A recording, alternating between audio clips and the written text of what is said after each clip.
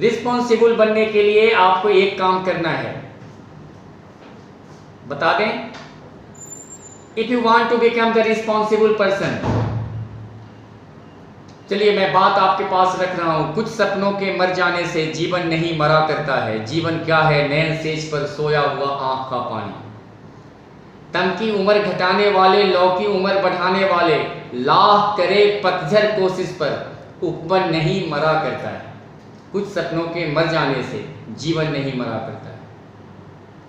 सुबह से शाम तक जिन चीजों के बारे में हम सोचते हैं, कोई जरूरी नहीं है सारी चीजें हम बहुत बेहतर तरीके से कर दें, लेकिन हमारा प्रयास अगर सार्थक है, हम सही दिशा में काम करते हैं, तो हमारे अंदर एक अंदर से सकारात्मक ऊर्जा आती है। हम ये सोचते हैं हम ये काम कर सकते हैं। रिस्पॉन्सिबिलिटी का मतलब ही होता है कि हम अपनी तरफ से इस काम में 100% देंगे। और कहते हैं जब आप अपनी तरफ से 100% उस काम में देते हैं तो 100% ऊपर वाला भी देना शुरू कर देता है।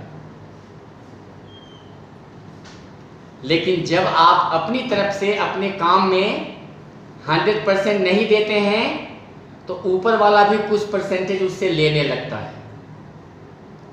That is the quality of responsibility. Responsible बनने के लिए मैंने आपको कहा था, very simple theory, you will have to do it. Plan your day with pen and paper and at night before sleeping start evaluating। जैसे आपने प्लान कर लिया, आज हमें ये काम करना था, आपने सुबह प्लान कर ली।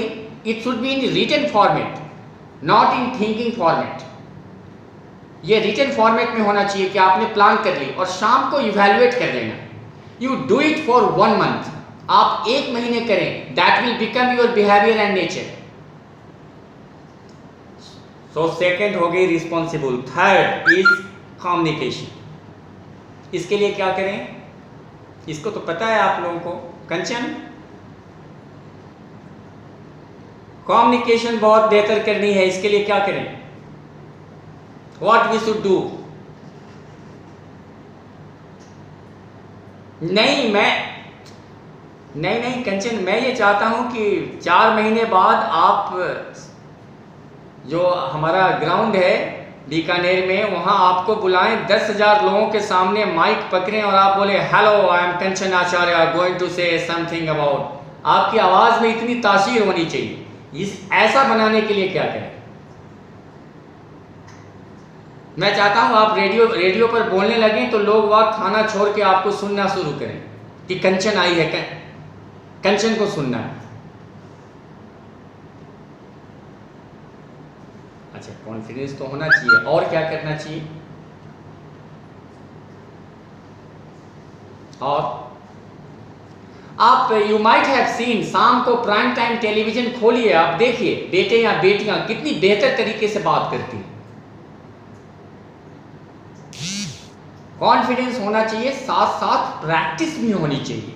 अगर आप चाहते हैं कि बहुत अच्छा वक्ता बने तो जहां भी बोलने के मौके मिलते हैं, वेयर एवर यू फील, आप आगे आएं, आप बोलने की कोशिश करें। अगर कोई प्रोग्राम हो रहा है, कोई पब्लिक स्पीकिंग का, किसी वर्कशॉप का, सेमिनार का, आप शर्म मत करें।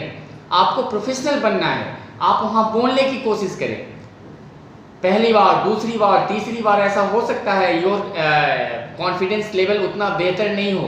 A day will come, you will become a wonderful speaker. Right, communication should very perfect for a leader. और क्या होना चाहिए लीडर के पास? नॉलेज। और नॉलेज लेने के लिए हमें क्या करना है?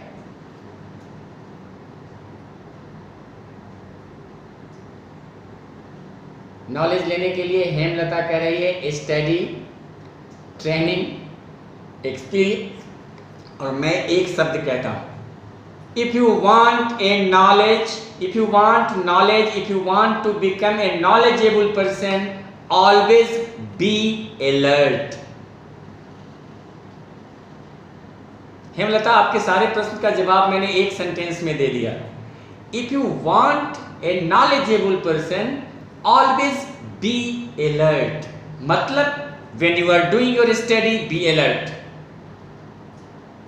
When you are watching television, be alert. When you are reading newspaper, be alert. When you are watching any YouTube, be alert. What does it mean? Once you are alert, it means 100% things you are grasping, 100% things you are observing. That is the quality of a knowledgeable person. और leader को क्या होना चाहिए?